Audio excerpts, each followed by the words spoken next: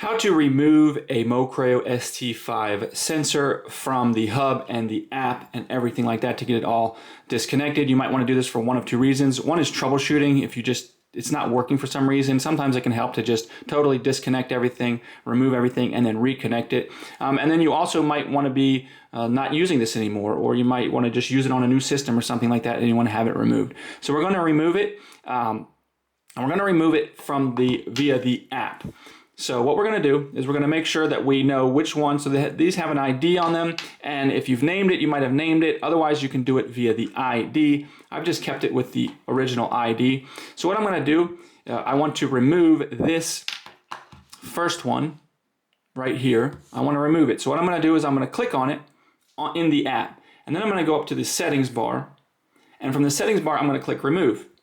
It's really as simple as that, and then I'm going to click confirm, and then I'll just show you in a second. Just give it a second, device removal, and now you can see it has been reflected in here, which is now, there's only 2 devices where before there was 3, because this one has now been removed. And now I can go ahead and do whatever I want with this one.